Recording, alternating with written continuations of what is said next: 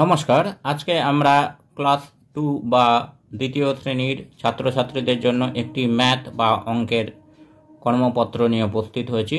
চলুন শুরু করা যাক। 1 নম্বরে বলেছে হারিয়ে যাওয়া সংখ্যা লেখো। অর্থাৎ এখানে একটি উদাহরণ দিয়ে দিয়েছে। প্রথমে আছে 2, তারপরে আছে বড় জায়গাটিতে আছে 8, আর তারপরে ছোট বৃত্তে বা সার্কেলে আছে 4। তা এখানে আমরা যদি দেখি 4 দুগুণে বা 4কে 2 দিয়ে গুণ করলে আমরা 8 পাই। তাহলে এই সামঞ্জস্যর সাথে মিল রেখে বাকিগুলি যদি আমরা সমাধান করি, এখানে প্রথমে আছে 3 আর শেষে আছে 5, আর মাঝখানে আমাদেরকে বসাতে হবে। তাহলে 3 এবং 5 গুণ করলে আমরা পাই 3 5 15। এখানে হবে 15। এইখানে প্রথমটিতে কিছু নেই, মাঝেরটিতে আছে 18 আর শেষেরটিতে আছে 3। আমরা 6কে 3 দিয়ে গুণ করলে পাই 18, 3 6 18। তাহলে প্রথমটিতে হবে 6, 3 6 18। এখানে প্রথমটিতে আছে 7, শেষেরটিতে আছে 5। তাহলে 7 ও 5-এর গুণফল হচ্ছে 5, 7 5 35।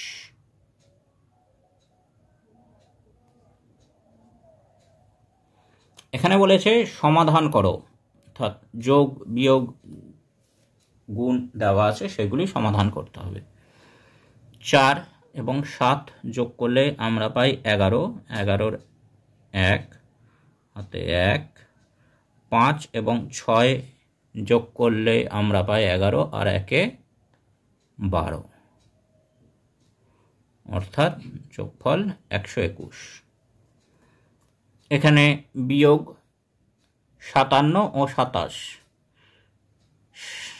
এটাকে যদি আমরা 13 ধরি, 13 থেকে 7 বিয়োগ করলে 6 হাতে 1, 1 যোগ করলে 2, এর সাথে 1 যোগ করলে হয় 3, 5 থেকে 3 বাদ দিলে হাতে থাকছে 2, বিয়োগফল 26।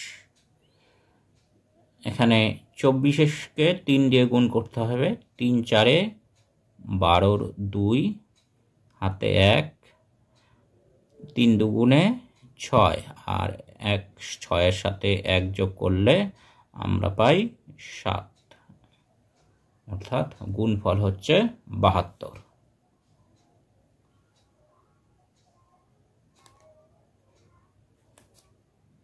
এখানে আমরা উত্তর লিখে দিতে পারি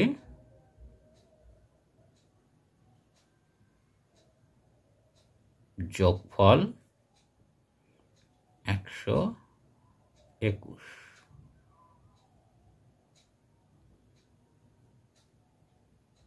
বিয়োগফল 26। এখানে গুণফল 72। এইবার তারপরে বলেছে 3 নম্বরে সঠিক উত্তরটি লেখো।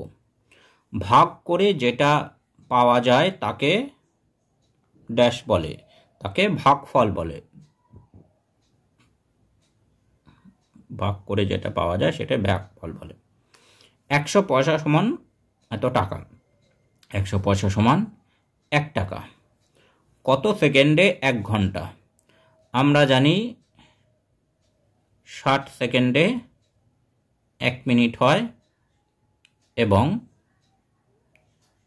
60 মিনিটে 1 ঘন্টা হয়। তাহলে আমরা যদি গুণ করে দেখি, 0 0 6 6 6 36, তাহলে 0 0 6 3। তাহলে উত্তর হবে 3600 সেকেন্ডে 1 ঘন্টা।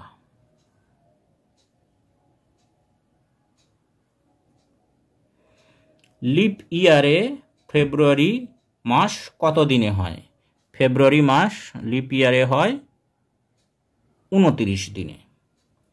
ছয়কে 6 দিয়ে ভাগ করলে কত পাওয়া যায়? 6কে 6 দিয়ে যদি আমরা ভাগ করি তাহলে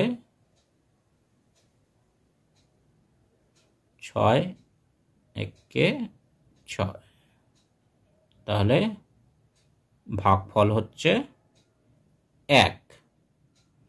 ঘড়ির ছোট কাঁটাটি ড্যাশ শূন্যস্থান আছে এর। ঘড়ির ছোট কাঁটাটি হচ্ছে ঘন্টার।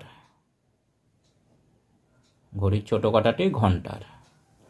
এইবার 4 নম্বরে একটি অঙ্ক আছে। সুতপার কাছে 29টি রং পেন্সিল ছিল। সে রোহিতকে 8টি রং পেন্সিল দিল, অর্থাৎ 29 থেকে 8 বাদ গেল।